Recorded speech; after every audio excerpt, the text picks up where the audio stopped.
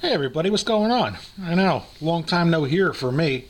I haven't been really doing any videos. I didn't have internet or phone or TV for over 3 months. Just since the storm, the damage and everything, I couldn't get them to come out here. And when they finally sent me a new battery for the FiOS, the battery lasted an hour and it went out, and I had to wait another 2 weeks to get the guy to come out and fix it. I figured I'd do a story time today. I'm going to tell you a story that's completely true. Honestly, I'll give you my word this is true. I don't make outlandish statements, but I want to talk about luck and changing luck. Over the years, over the past probably 10 years, actually more than 10 years, I have had horrible luck, man. Horrible luck. And I never believed in that kind of stuff. Well, we're going to go back to something that happened in the early 80s. I was working as a landscaper, and we were on the Navesink River. That's right by my house. And we were working on a house next to someone else's house we were working on. And the gentleman who bought the house had it built, had the land cleared, put the house there, and ever since he moved into this house, he's had nothing but bad luck. Crazy bad luck.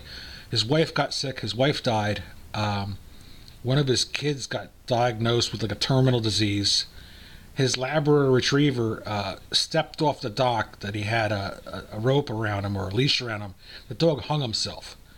And the guy was telling us the story. Since he's moved to this property, he's had nothing but bad luck. And when they did the excavation on the house to put the house there, they didn't shore things up, so whenever it rained, large chunks of the soil would slip into the river. So it was basically eroding away, and he wanted to stop the erosion before it sucked the house up. So that's what we did, and we were digging. And you ever hear that story about Indian burial grounds? First off, you're not supposed to be on them. Second, you're never supposed to remove something from an Indian burial ground. It's supposed to be bad luck, okay? And we were digging around, and I came up with a war club. What a war club is, it's a piece of rock that they put sinew around and a stick, and they use it for bashing people's heads in. I didn't know what it was at the time. I thought it was some kind of bizarre, like, fishing tool for, like, taking blubber off whales or something. I couldn't figure out what it was. I only found out in the past 10 years, actually, what it was. And since the day I've had this thing, I have had nothing but bad luck. Crazy, terrible bad luck. And I never put two and two together.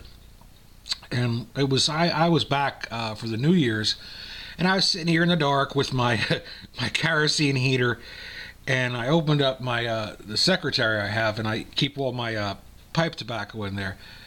And I used to keep this thing inside of a iguana cage as a rock, and I used to shine a light on it, and he'd never sit on that rock. I couldn't figure out why. So I took it back home, and I put it inside the secretary, and it sat there for years. And I said, you know what? Maybe that was an Indian burial ground. Maybe this, since I picked this thing up, it seems like I've had nothing but bad luck. Cars catching on fire, just crazy stuff has always happened to me. When people around me, my friends, have great luck and my luck sucks, I said, you know what? I'm going to get rid of this thing. So I walked over the wall, walked out to the beach, and I tossed it into the water. Right, a bloop right in the water, as far as I could throw it. It was pretty heavy. And unrelated, or maybe related, I have no idea. The minute it hit the water, one of those Cameron birds came up out of the water and flew away. I was like, boy, that's really strange. And this is the weird part about the story. It's January, it's freezing cold, and to get onto the beach, you have to climb the wall. There's really no access because all the places where you could actually get over the wall have been destroyed. It was like a big lump of sand. You have to go up the lump of sand and go down the lump of sand to get over the wall. I'm walking, and as I'm walking to where I'm going to throw this thing, I see bare footprints. Like, not bare, like a man's bare footprints walking. And they just stop. and they don't turn around. I thought that was weird, and this was before I threw the war club in the water. And I gotta reiterate, this is not a bullshit story. This is the honest to God truth. I looked and I was like, boy, that's really weird. And I tell you, I don't notice too many things. So I walked to the water, and this is what I did. I picked it up. I said, I'm very sorry for taking this, and I threw it back in the water. And that's when that bird came up. It could be unrelated. That bird could have just been fishing, and I may have scared him with the rock. And I felt, if anything, it would ease my mind saying that I put it back to basically where it came from. On the ocean side, not the riverside. But I didn't have the gas to go onto the riverside. And I didn't want to be prowling around on this guy's property like 20-something years later, throwing rocks in the water. I would think they'd call the cops and say I was like trying to dump a gun or something like that. So that's what I did. I walked over back over the wall, and I started walking home. And as soon as I got down off the wall, I looked down, and there was a $5 bill. And I was saying to myself that day, man, I don't even have any money for beer. I was like, whew, I folded it up, I stuck it in my pocket, I go, whew, I got some beer money. And I started walking, and a car pulls up next to me, and it's a Korean family. And apparently, during the New Year or the New Year week, they come up every morning to watch the sunrise. It's some kind of like good luck thing. I really don't know what it was. And they had asked me for where they could get access to the highest point around. And I discussed it with them, and very nice people. Guy shakes my hand, he walks away, I get in the car, and they take off. And I go home. I'm not even sitting at my table 10 minutes, and my landlord comes up to me, and he says, Kev, I heard about a program for people that were affected by the superstorm. You might want to look into it, right? And this was part of the thing that John Bon Jovi was involved in, a lot of the local businesses, and Bruce Springsteen. And I applied for it, and I didn't think much of it. I was like, I just did all the paperwork, signed everything I was supposed to sign, sent it off, and I left it at that. And my neighbor comes up to me like a week later and says, I applied for the same thing you did, and they paid my rent for the past 3 months. And I was like, really? And I go, well, I didn't hear anything from them. Maybe they ran out of money. And he says to me, they didn't run out of money. They gave away $300,000. They have something like $7 million to give away. And I was like, well, I hope for the best. I get a phone call maybe an hour later. Woman says, we've approved your application. We're going to pay the last 3 months of your rent. Come on by and pick up a check. I went to the borough hall. There was a check waiting for me for 3 months' rent. I paid my landlord. He was happy about that. And I've been going on these horrible job interviews. And I've been saying for the past few years, I want to get out of the kitchen. I can't take the heat anymore. I can't stand for 12 hours at a time running around. It's just, that's a young man's game. I'm not a young man anymore. I want to get into shipping and receiving in a restaurant or a hotel. That's something I'm actually very interested in. And I went on this terrible interview. Oh, man, it was like a bad reality show. I waited an hour for this guy to show up. I can't stand when people are late. He shows up, and the first thing he says to me is like, oh, well, let me tell you a little bit about me. I'm a radio personality. I'm a professional ball player. I'm a retired state trooper, and I'm Special Forces something. And I said to myself, I'm sitting in the chair going, oh, man, this was a huge mistake. And he tells me he wants to hire me, tells me when I'm supposed to start, and totally lowballs me. And I was like, absolutely not. I'm not coming back. He was like, he made me come on 2 more interviews. And every time I went, it was like, well, I want you to do this. And I want you to tell me how to do this. I want you to write a new menu for me. What he was doing was he was having me write his new menu so he could steal it.